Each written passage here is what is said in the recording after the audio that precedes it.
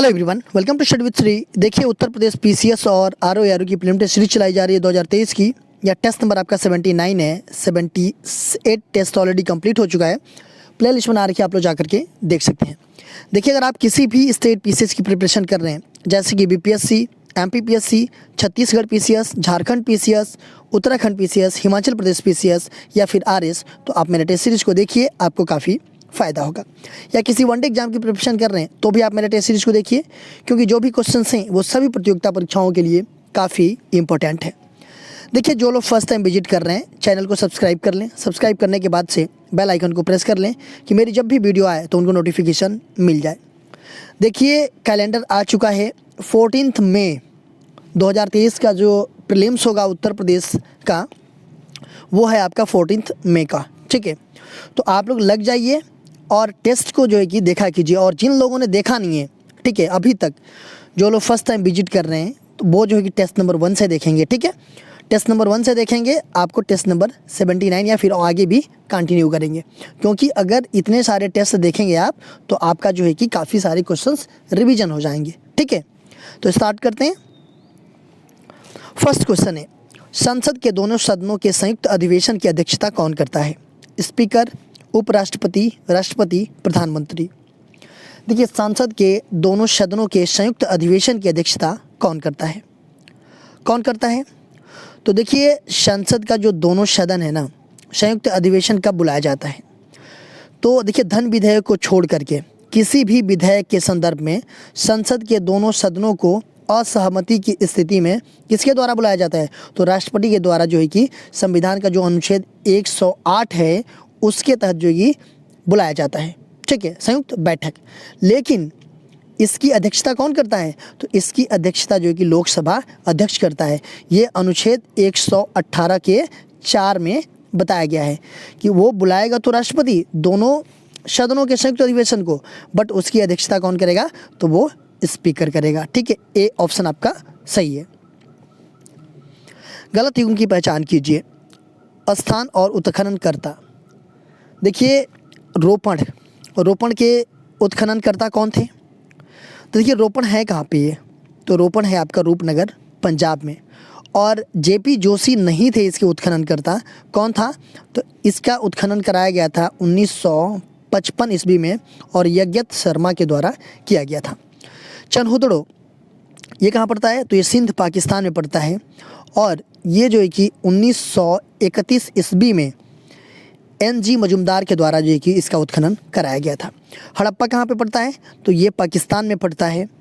और 1921 ईस्वी में किसके द्वारा? राय बहादुर दयाराम साहिनी के द्वारा जो है कि इसकी खुदाई करवाई गई थी। लोथल, ये कहाँ पड़ता है? तो ये गुजरात में पड़ता है। और इसकी खुदाई जो है कि 1957 में कौन? रंगनाथ राव के द्वारा किया गया था। ठीक है, तो ये सब ये जो है कि जेपी जोशी नहीं है। कौन है? तो ये हैं यज्ञत शर्मा जी। ठीक है, तो ये आपका क्या है? गलत है। निम्नलिखित में से कौन सा साक्ष्य कालीबंगा से प्राप्त नहीं हुआ है? जूते हुए खेत, भूकंप के साक्ष्य, फारस की मुहर, सेलखड़ी। पूछा जा रहा है कि इसमें से कौन सा साक्ष्य जो है कि कालीबंगा से प्राप्त नहीं हुआ है।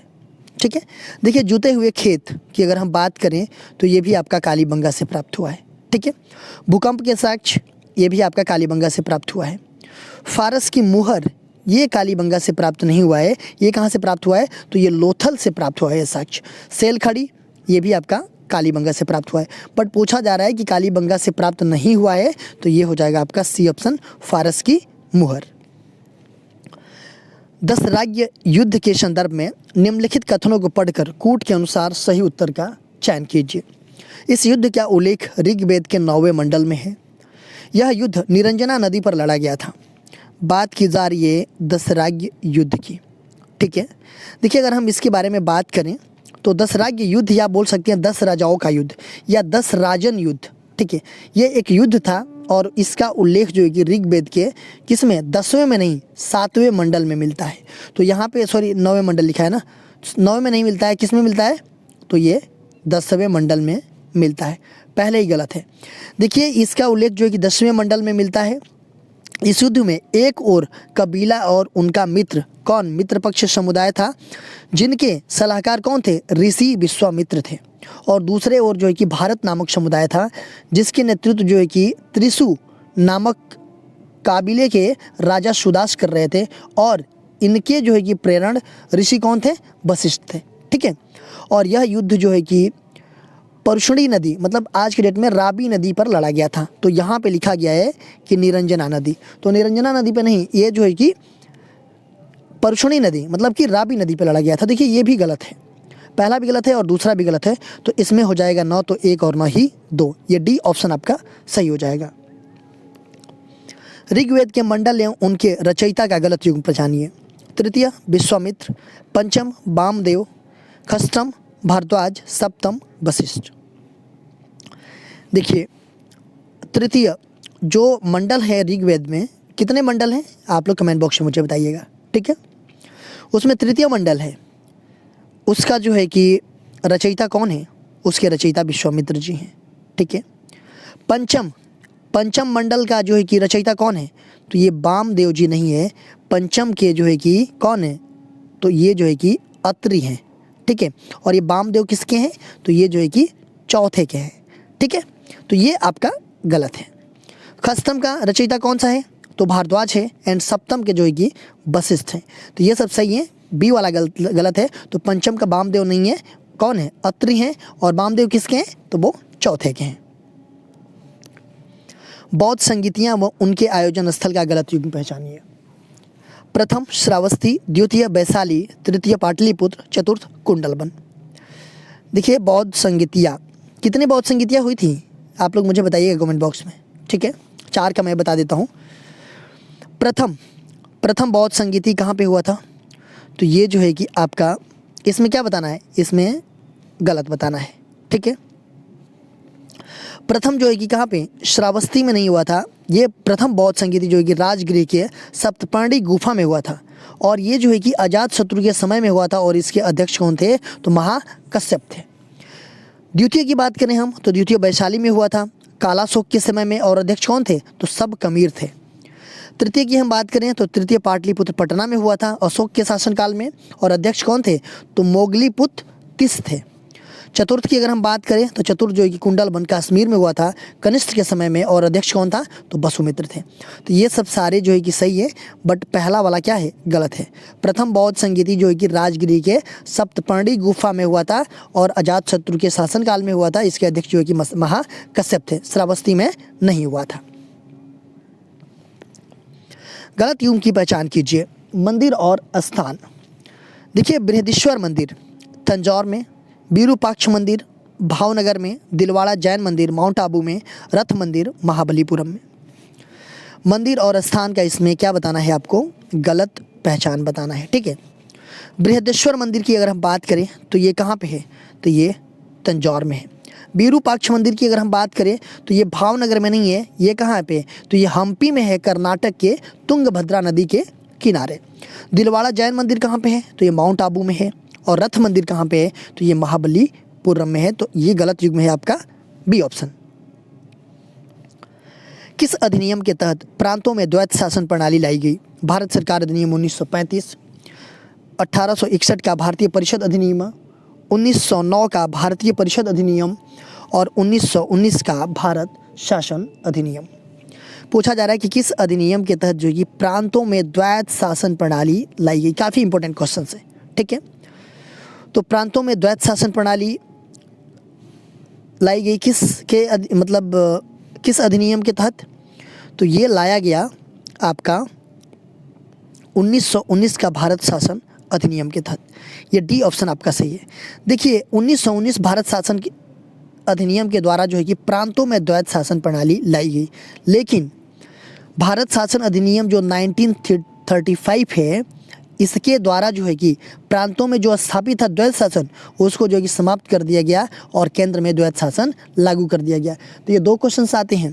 पहला क्वेश्चन कि प्रांतों में द्वैत शासन प्रणाली कब लाई गई, तो 1919 का भारत शासन अधिनियम के तहत।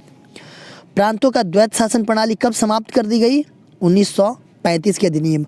और केंद्र में द्वैत शासन लागू किया गया कब, तो 1935 शासन के अधिनियम। ठीक है। तो ये हो जाएगा आपका डी ऑप्शन। 10वीं अनुसूची संविधान के किस संविधान संशोधन के तहत जोड़ी गई? 52वां संविधान संशोधन 1985, प्रथम संविधान संशोधन 1951, 73वां संविधान संशोधन 1992 एंड 74वां संविधान संशोधन 1993।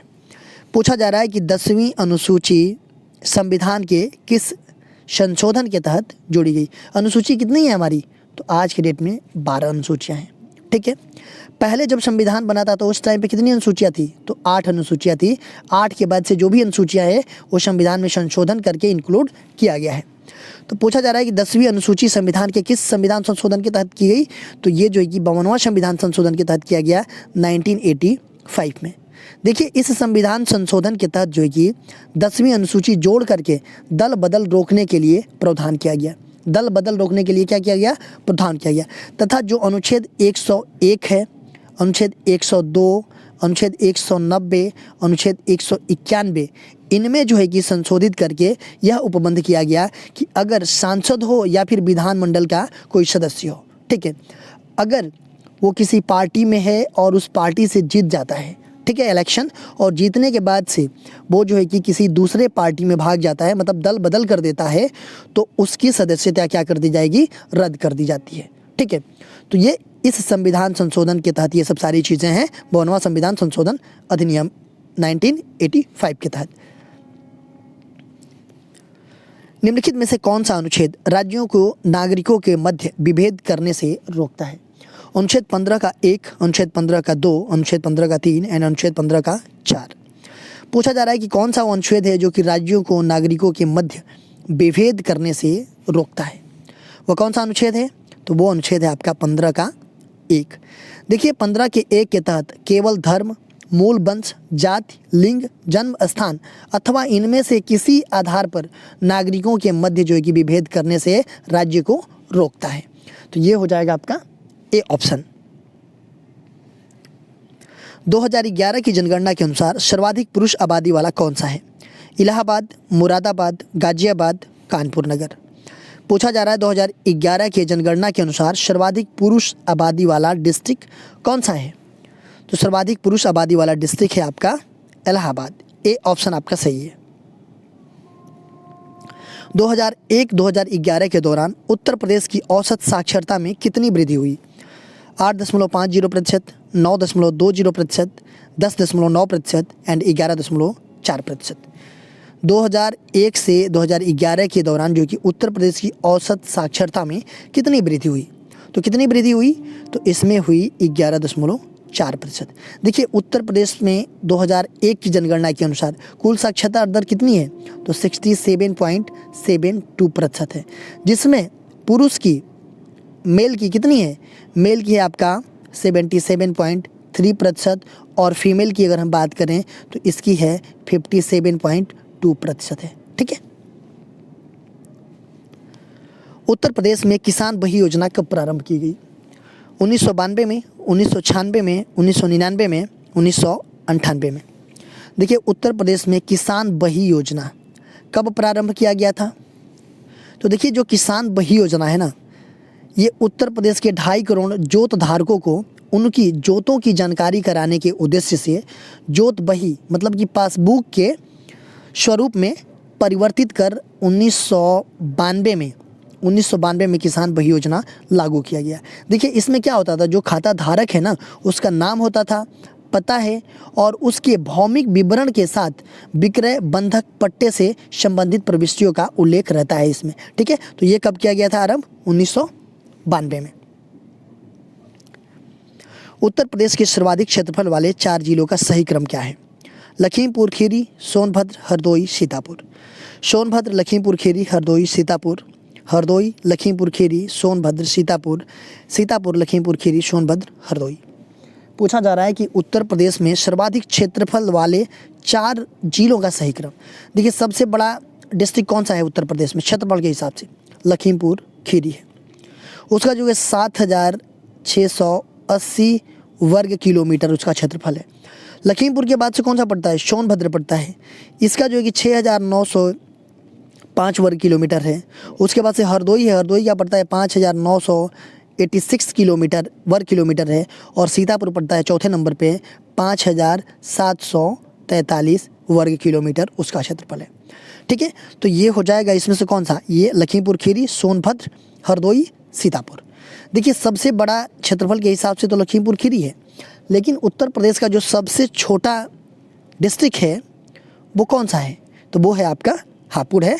उसका जो है कि क्षेत्रफल है 660 वर्ग किलोमीटर। कौन सा सही सुमेलित नहीं है, रेणुकेश्वर महादेव मंदिर सोनभद्र, मकरबई मंदिर हमीरपुर, महालक्ष्मी मंदिर झांसी, दशावतार मंदिर देवगढ़। पूछा जा रहा है कौन सा सुमेलित नहीं है। रेणुकेश्वर महादेव मंदिर कहाँ पे पड़ता है ये, तो ये पड़ता है आपका सोनभद्र में। मकरबई मंदिर ये कहाँ पे है, तो ये हमीरपुर में नहीं है, ये कहाँ पे है, तो ये मोहबा में है, ये आपका गलत है। महालक्ष्मी मंदिर कहाँ पे है, तो ये झांसी में है। और दशावतार मंदिर कहाँ है, तो ये देवगढ़ में है, तो ये हो जाएगा आपका बी ऑप्शन।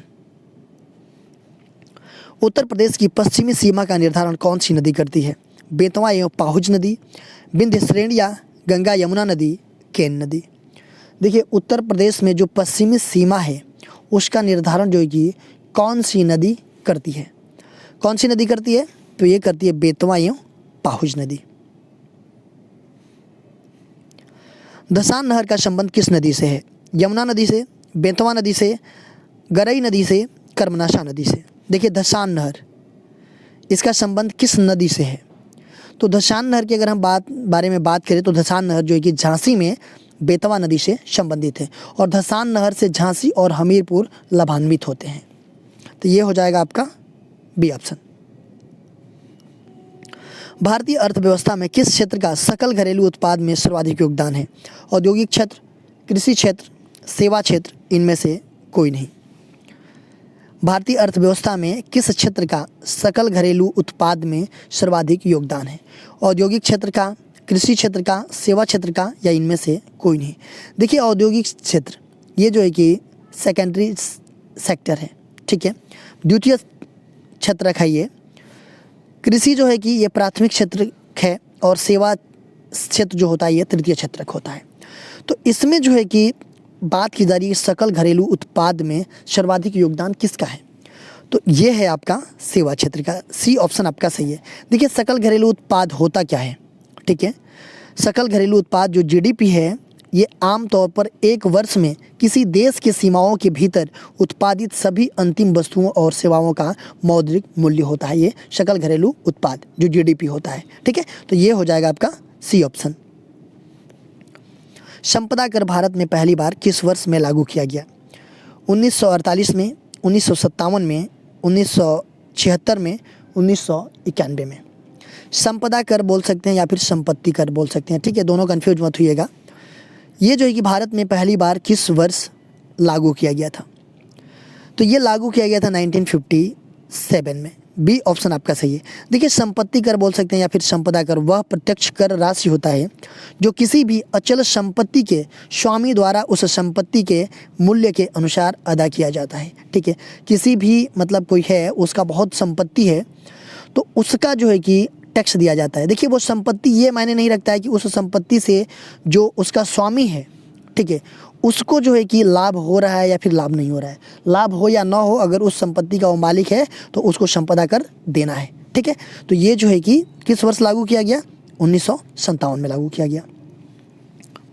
भारत की राष्ट्रीय आय की गणना में निम्न में से किस विधि का प्रयोग किया जाता है, उत्पादन विधि, आय विधि, व्यय विधि, उत्पादन एवं आय विधि। भारत की राष्ट्रीय आय की गणना में निम्नलिखित में किस विधि का प्रयोग किया जाता है, किस विधि का प्रयोग किया जाता है, तो ये उत्पादन एवं आय विधि का प्रयोग किया जाता है, ठीक है। देखिए क्वेश्चन पूछा गया था आप लोगों से पिछले वीडियो में, इसका आंसर आप लोगों को कमेंट बॉक्स में देना था कि संविधान के निम्नलिखित अनुच्छेदों में से किस एक के अंतर्गत संघ की कार्यपालिका शक्तियां राष्ट्रपति में निहित है। अनुच्छेद 51, अनुच्छेद 52, अनुच्छेद 53, अनुच्छेद 54। संविधान के निम्नलिखित अनुच्छेदों में से किस एक के अंतर्गत संघ की जो कार्यपालिका शक्तियां हैं वो किस में निहित है, वो राष्ट्रपति में निहित है। ये अनुच्छेद 53 में बताया गया है। अगर हम बात करें अनुच्छेद 51 की, तो अंतर्राष्ट्रीय शांति और सुरक्षा की अभिवृद्धि के बारे में बात करता है ये। अनुच्छेद 52 जो है कि भारत के राष्ट्रपति के बारे में बात करता है। अनुच्छेद 54 जो है कि राष्ट्रपति के निर्वाचन के बारे में बात करता है। तो ये हो जाएगा आपका सी ऑप्शन। आज का क्वेश्चन है कि शून्य आधार बजट का आशय है व्यय वृद्धि को रोकना, व्यय में कमी करना, व्यय की प्रत्येक मद पर इस प्रकार विचार करना कि वह नहीं हो एंड उपरोक्त सभी। तो शून्य आधार बजट का आशय क्या है, ये आप लोग कमेंट बॉक्स में मुझे बताइएगा। इसका आंसर मैं नेक्स्ट वीडियो में आप लोगों को बताऊंगा। आप मेरे चैनल को सब्सक्राइब कर लीजिए। सब्सक्राइब करने के बाद से बेल आइकन को प्रेस कर लीजिए कि मेरी जब भी वीडियो आए तो आपको नोटिफिकेशन मिल जाए। मेरा दूसरा चैनल है श्री GS पॉइंट, आप इसको भी सब्सक्राइब कर लीजिए। फेसबुक पे मेरा पेज है स्टडी विद श्री के नाम से, और इंस्टाग्राम पे हमारी आईडी है study with Shri 25 and Shri GS point, और टेलीग्राम पे हमारा चैनल है स्टडी विद श्री। इन सब सारे का लिंक आपको डिस्क्रिप्शन में मिल जाएगा, वहाँ पे क्लिक करते आप यहाँ से ज्वाइन हो जाएंगे। तो इन सब सारे जगहों से कनेक्ट हो जाइए, क्योंकि इन सब सारे जगहों पे स्टडी से रिलेटेड चीज़ें पोस्ट की जाती है, जिससे आप लोगों को फ़ायदा पहुँच सकता है।